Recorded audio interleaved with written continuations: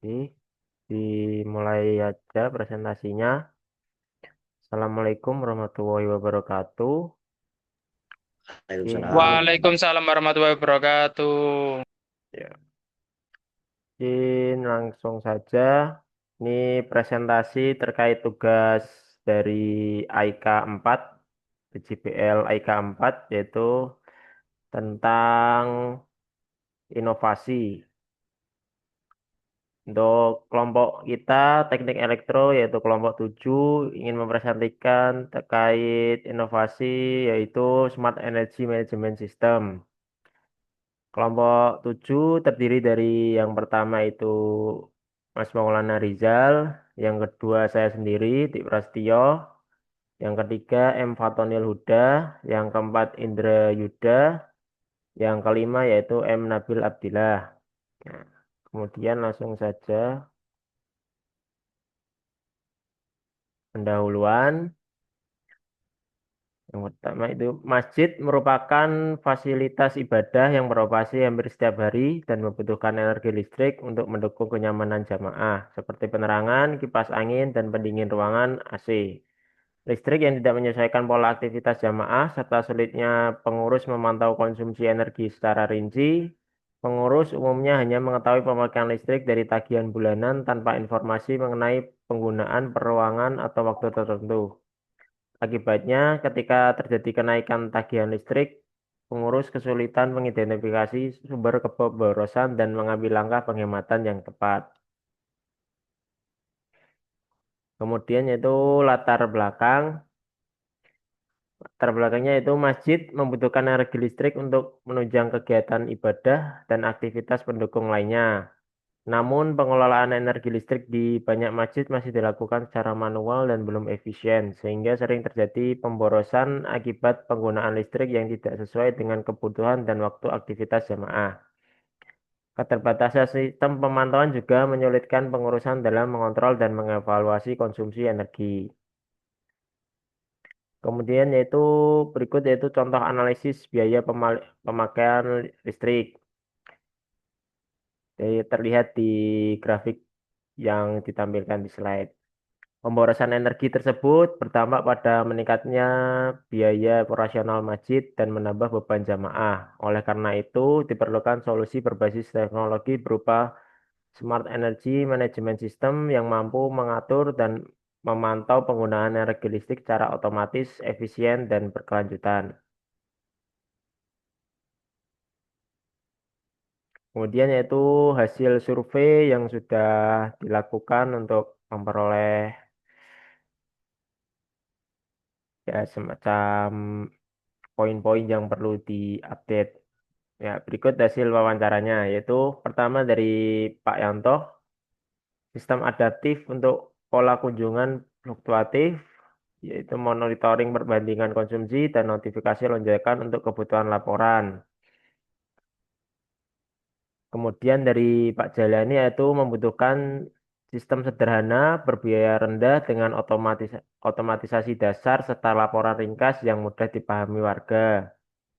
Kemudian yaitu Pak Somad itu memberikan ide kombinasi sensor dan penjadwalan untuk lampu luar, sensor dengan sensor gerak dengan waktu, tunda, serta monitoring per zona di masjid. Kemudian yaitu Mas Andri, penggunaan sensor cahaya dan sensor gerak, monitoring sederhana, serta metode otomatis berbasis jadwal sholat. Kemudian dari yang Mas Heri, serupa dengan Mas Andre, yaitu perlunya otomatisasi sederhana, laporan yang ringkas, dan kontrol terbatas melalui HP. Kemudian untuk Budi, itu perlu monitoring real-time per zona, kontrol terpusat melalui aplikasi, serta pengaturan hak akses yang ketat. Kemudian untuk Santoso yaitu otomatisasi perangkat saat ruang kosong, tampilan monitoring yang sederhana, dan laporan melalui email. Kemudian terakhir dari Ilham yaitu sensor gerak dengan waktu tunda, mode otomatis berbasis jadwal sholat, panel kontrol digital, dan fitur manual override. Itu hasil rangkuman hasil wawancara. Kemudian yaitu referensi jurnal. dari sis- apa smart energy management system di masjid menggunakan beberapa referensi jurnal berikut. Yang pertama yaitu perancangan sistem penghitung jamaah majlis berbasis IoT. Cara kerjanya itu menggunakan sensor infrared yang dipasang pada pintu masuk dan pintu keluar masjid. Nah, untuk memberi informasi ketersediaan soft pada jamaah di masjid. Yang kedua yaitu implementasi Internet of Things pada sistem parkir masjid. Cara kerjanya itu sama menggunakan ya hampir sama menggunakan sensor ultrasonik yang dimonitor melalui IoT yang berbasis aplikasi Blink yang manfaatnya itu memberi informasi slot parkir yang ada di masjid. Yang ketiga yaitu penerapan IoT untuk pengendalian AC di masjid, yaitu syukur. Cara kerjanya yaitu AC dikendalikan menggunakan infrared yang sudah disesuaikan dengan pabrikannya dan nantinya dikontrol dengan melalui gawai atau HP dan dimonitor dari jarak jauh. Yang aplikasinya juga sama, Blink. Manfaatnya itu ya dapat mengendalikan dan memonitor AC dari jarak jauh. Yang keempat yaitu Internet of Things. IoT lampu pengendalian menggunakan Raspberry Pi berbasis mobile. Cara kerjanya yaitu ya lampu dikendalikan dengan relay-relay yang dihubungkan dengan Raspberry Pi dan dihubungkan ke internet. Manfaatnya itu dapat mengendalikan dan memonitor lampu dari jarak jauh. Yang kelima yaitu rancang bangun perwarupa aplikasi masjid pintar menggunakan platform kodular berbasis internet di masjid. Yaitu hampir sama dengan nomor 4, cuman lebih kompleks yaitu dengan sensor cahaya untuk mendeteksi tingkat tingkat cahaya atau luxnya di dalam ruangan itu sudah sesuai untuk jamaah apa belum. Yaitu manfaatnya yaitu dapat mengendalikan lampu dari jarak jauh dan memonitor kebutuhan cahaya. Terus selanjutnya,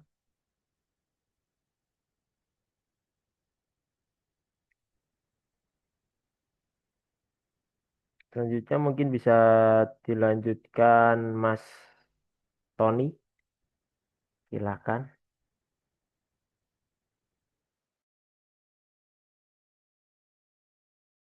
Baik, terima kasih Mas Yudi atas waktunya.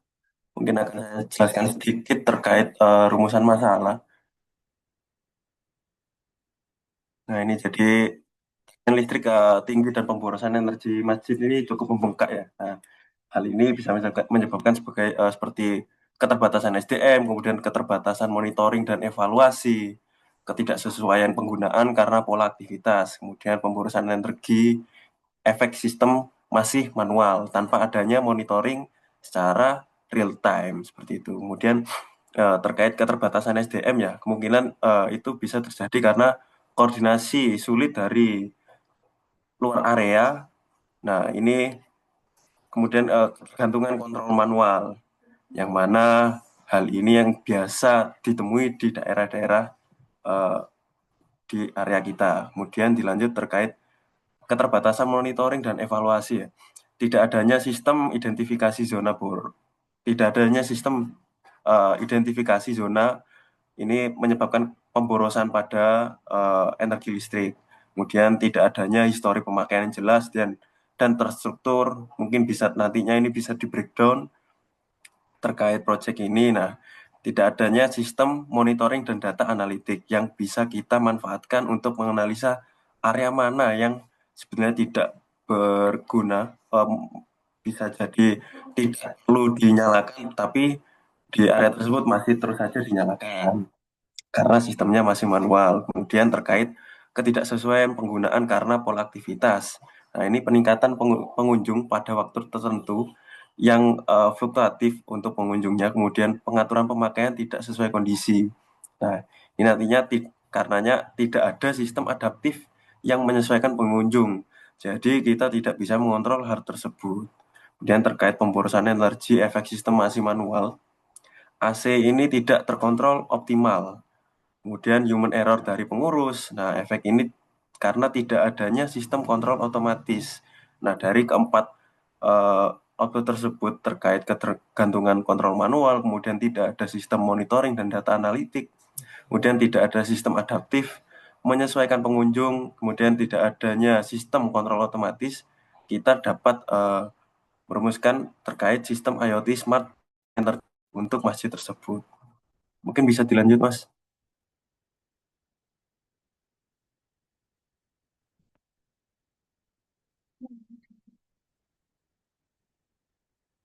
Nah, ini tujuan dari SMES ya. Pertama, mengoptimalkan penggunaan sumber daya energi, yang mana hal ini bisa mengurangi pemborosan energi listrik hingga 25-35%. Kemudian penghematan penggunaan air wudhu, kemudian menyesuaikan dengan pola aktivitas di area tersebut. Kemudian yang kedua terkait mempermudah tugas pengurus. Nah, SMS ini bisa cukup mempermudah kita terkait otomatisasi monitoring yang sebelumnya manual, jadi otomatis kemudian kita bisa mengontrol dengan jarak jauh tanpa kita harus datang ke lokasi. Kemudian ada sistem peringatan dini, yang mana dari SMS akan mengirimkan sinyal ataupun output yang berada di area masjid tersebut secara real time pembacaannya. Kemudian mengurangi beban finansial. Nah, yang pertama ini menurunkan tagihan listrik signifikan, yang mana kita bisa mengontrol maupun diotomatis terkait area-area tertentu yang harus dinyalakan atau tidak. Kemudian mengurangi biaya RPDAM dan operasional pompa. Kemudian transparansi biaya operasional. Di situ kita bisa memantau secara real time terkait penggunaan daya yang digunakan. Kemudian meningkatkan kesadaran jemaah. Yang pertama ini data konsumsi transparan. Kita bisa mengeceknya secara real time tanpa harus ada ketertutupan terkait tagihan-tagihannya karena kita bisa memantau hal tersebut. Kemudian edukasi berbasis data aktual, kemudian kampanye hemat sumber daya. Yang terakhir, kontribusi terhadap lingkungan. Yang pertama kita mengurangi emisi karbon. Yang kedua, konservasi sumber daya alam. Yang ketiga, implementasi teknologi hijau. Nah, terkait batasan masalah dari SMS. Yang pertama, batasan masalah. Perencanaan ini hanya sampai desain saja. Untuk yang kedua, pengendalian terbatas pada AC, kipas, lampu, dan pompa air. Untuk yang ketiga, desain alat hanya mencakup monitoring konsumsi, pengendalian perangkat, dan pelaporan energi listrik. Kemudian yang keempat, sistem menggunakan microcontroller dan sensor sebagai komponen utama. Analisis masalah dengan metode TRIS.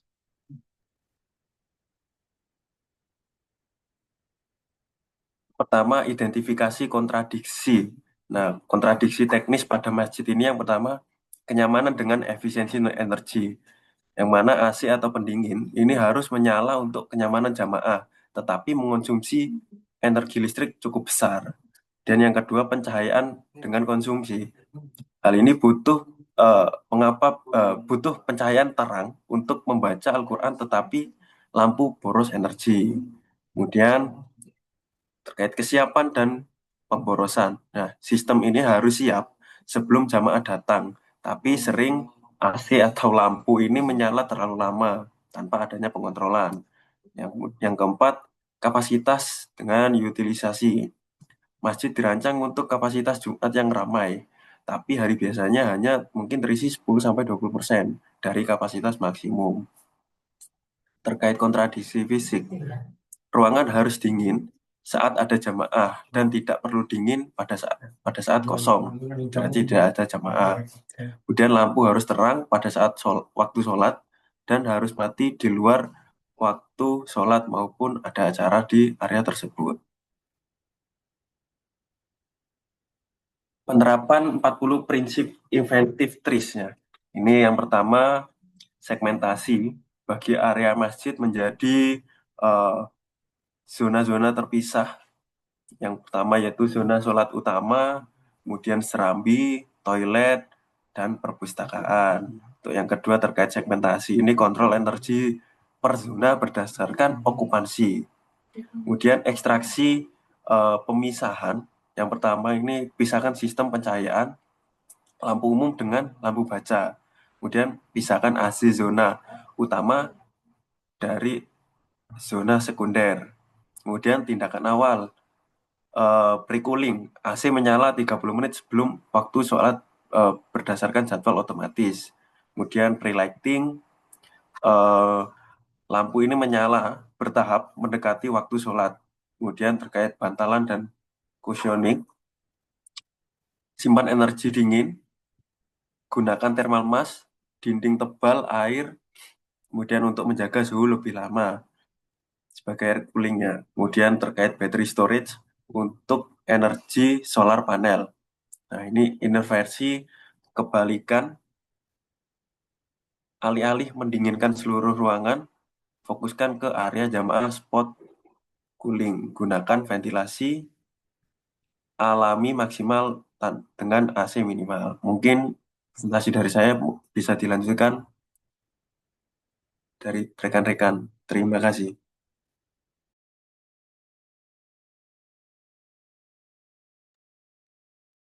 Ya, baik. Selanjutnya Mas Udik.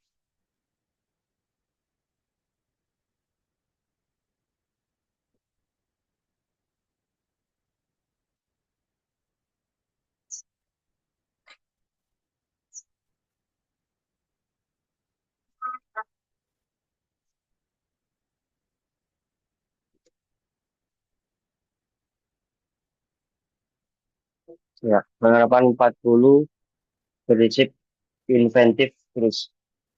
Satu, dinamis yaitu sistem adaptif, intensitas fase atau lampu menyesuaikan jumlah jamaah real time, yaitu menyesuaikan jamaah yang ada di saat masjid waktu sholat atau ada acara dengan menggunakan sensor okupansi yang dinamis. Cuman baliknya itu dapat real time konsumsi energi. Itu mengirimkan notifikasi kepada pengurus jika ada anomali konsumsi. Solar panel untuk self regenerasi dan rainwater harvesting untuk wudhu guna mengurangi beban pompa air. Selanjutnya yaitu LED menggantikan lampu konvensional.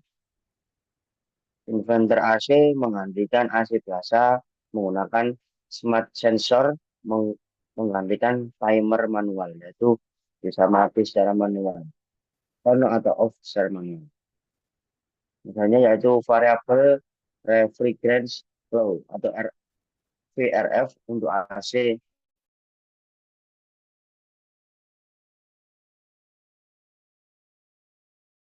Jamming otomatis untuk lampu, lampu akan sedikit meredup, sedikit malam lampu akan terang. Selanjutnya Mas, menggunakan konsep idealitas tris. Sistem ideal, energi terpakai hanya saat ada jamaah. Jadi jika tidak ada jamaah, energi menghemat. Jadi tidak ada energi yang terbuang. Sistem mengatur sendiri atau self-regulating. Biaya operasional yang mendekati nol bisa menghemat pengeluaran dari masjid. Menuju idealitas memaksimalkan fungsi. Kenyamanan jamaah menjadi terjaga, pencahayaan optimal, tidak terlalu terang, tidak terlalu teredup, suhu nyaman, wudhu lancar, air normal, meminimalkan harmful effect, yaitu mengurangi pemborosan energi, mengurangi biaya operasional yang tinggi, emisi karbon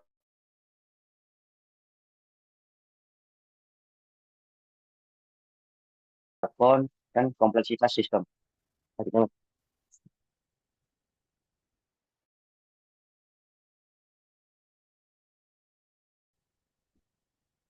Berikut adalah cara kerja. Nah, gitu. Cara kerja yaitu input dari sensor akan mengirimkan sinyal atau informasi keadaan yang terbaca dan akan mengirimkan ke USB32 sebagai kontrol IoT yang nantinya akan mengirimkan pengolahan hasil data ke interface Blink atau Telegram sehingga user akan mengetahui kondisi. Selanjutnya, wiring pin sense, penjelasan wiring connection sense. 3.3V yaitu power supply input, GND yaitu ground connection, D515 yaitu digital pin used for controlling device, connect ke relay IN1, D2 digital pin used for controlling device, connect to relay N2, D4 digital pin used for controlling device connecting to relay EN3, D5 digital pin used for controlling device connected to relay EN4. D18 digital pin used for reading data.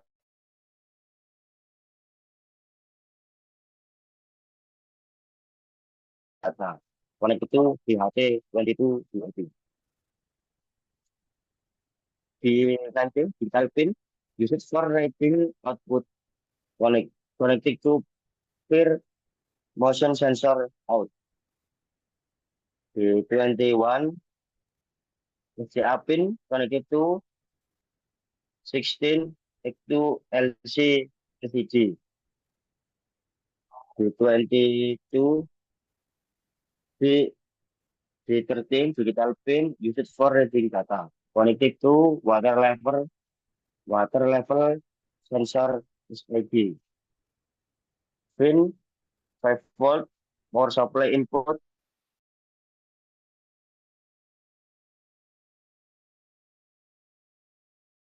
volt. CN enable pin for the USB 32. Lanjut, Mas.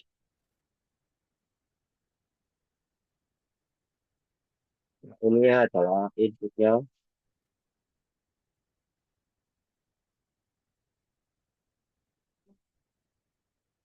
Lanjut, Mas. Nah, ini sebuah yang dinamakan controller dan display lokal.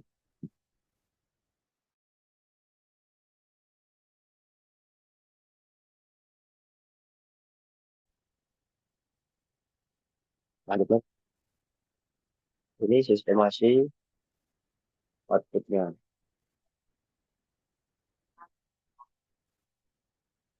Baik, selanjutnya Mas Nabil, monggo. Halo, saya jelaskan di sini. Permisi saya jelaskan flowchart kerja alat kerja. Yang pertama ada start, instalasi sistem, cek status, kirim pengeringatan sensor error,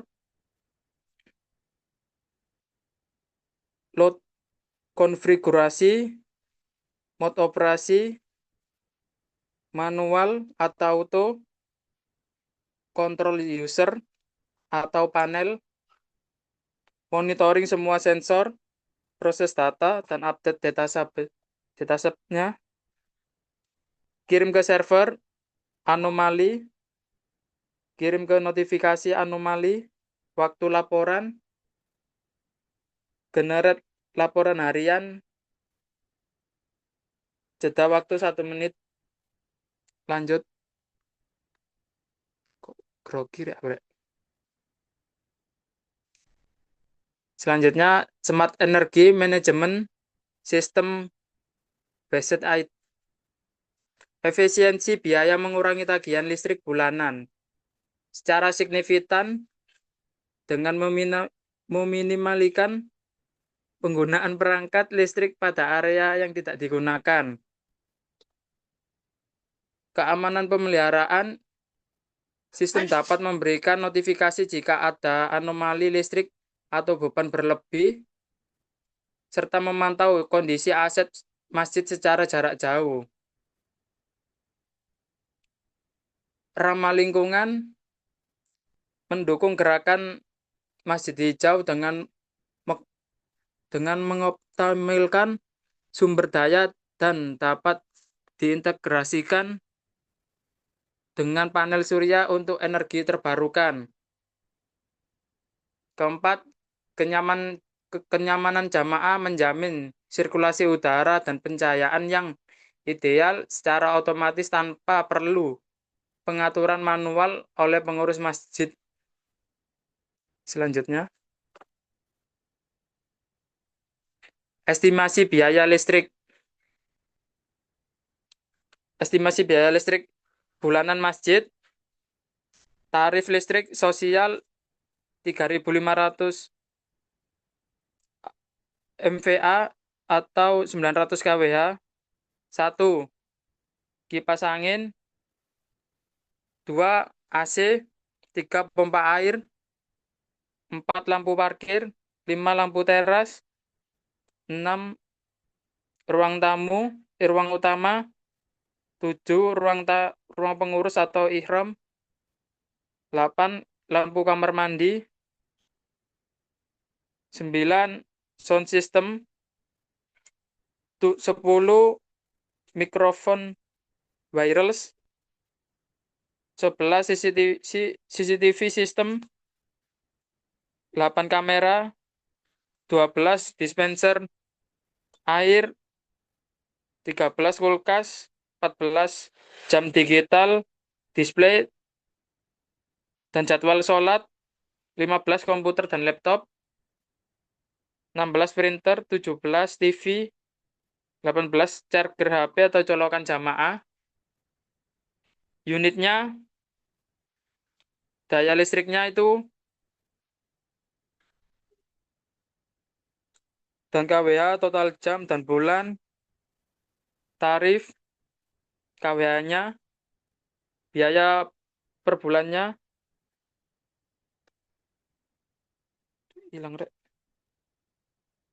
Total konsumsi listrik per bulan 1.737,3 kWh. Tarif listrik sosial 3.500 VA atau 900 kWh. Total biaya per bulan dan total biaya per harinya itu ada. Total konsumsi 18.762.840. Lanjutnya, Mas. Kok iso ngilang, rek? Ya Allah, ya Allah. Estimasi setelah pengaplikasian SEMS. Ini ada sama kayak yang sebelumnya, cuman ini lebih mengirit sebelum dan sesudah SEMS dilakukan. Ini konservatif dan penghematan daya per bulannya. Ini listrik sebelum SEMS ada totalnya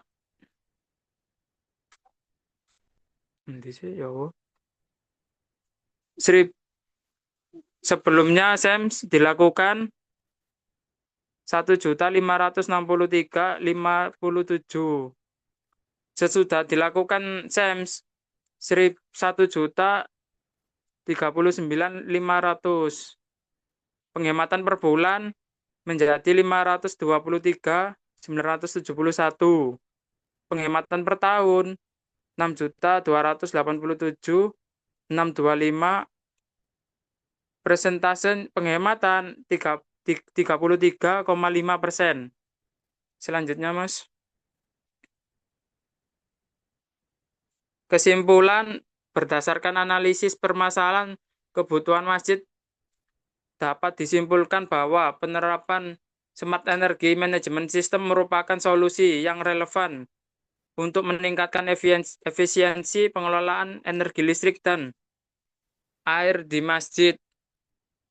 Sistem ini mampu mengintegrasikan fungsi monitoring real-time, otomasi, pengendalian perangkat, serta pelaporan penggunaan energi dan air secara transparan dalam satu dashboard terpusat. Selain memberikan manfaat ekonomis melalui potensi penghematan biaya operasional yang signifikan, sistem ini juga mendukung kemudahan pengelolaan, fleksibilitas penerapan pada berbagai tipe masjid, serta keberlanjutan finansial lebih lanjut. Penerapan sistem ini berkontribusi dalam meningkatkan kesadaran jamaah terhadap pentingnya efisiensi sumber daya dan pelestarian lingkungan sehingga menjadi masjid tidak hanya sebagai pusat ibadah tetapi juga sebagai contoh penerapan pengelolaan energi yang bertanggung jawab. Selanjutnya, Mas. Thank you. Terima kasih. Saya presentasi. Ya, terima kasih atas presentasi dari rekan-rekan sekalian. Mungkin presentasinya cukup dari sini aja. Assalamualaikum warahmatullahi wabarakatuh. Waalaikumsalam warahmatullahi wabarakatuh. Waalaikumsalam warahmatullahi wabarakatuh.